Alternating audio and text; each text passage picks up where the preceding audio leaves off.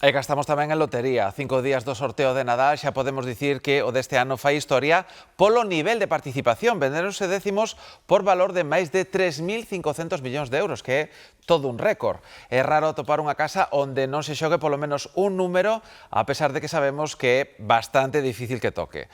A ilusión pode máis que as matemáticas. Carlos Alonso. A estimación é que cada español gastemos este ano 76 euros na lotaría do Nadal. Serían 2 euros máis co ano pasado. E iso guimos sabendo que as probabilidades de que nos toque o premio son realmente baixas. Cada un destes números só ten unha posibilidade entre 100.000 de ser o gordo no sorteo do vindeiro luns. Ademais, os premios tampouco son dos máis altos dos xogos de azar, pero é certo que cada un de nós ten algunha motivación para xogar na lotaría do Nadal.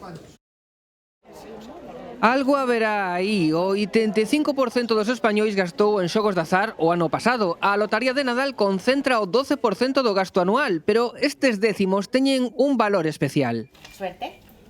Compartir alegría, que hai tantas desgracias no mundo, unha alegría destas a quen toque. Pues la ilusión también de estar en casa y ver en la tele de uy, casi.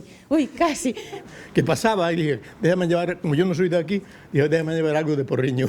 Muchos de estos van a ser regalos para mi familia y me parece una forma bonita de regalar esperanza. E iso que a esperanza é pouca, hai 100.000 números e só o 5% dos xogadores recuperarán máis do gastado. Un calquera. E un pensa, estarei malgastando os cartos que podía destinar a outra cousa? No, como non hai outro vicio, pois mira, aproveitamos este. Cada año se supera un poco, no mucho, pero ahí se anda, siempre un poquito más, siempre, sí. Canto máis pode ser? Pues puede ser un 10% más, sí. Xuntas a xente para celebralo, o sorteo 2 ou 3 días antes, e tamén sempre por si lle toca ao veciño. Así de claro. Sete non hai. Pois Antón tiene que levar o 9.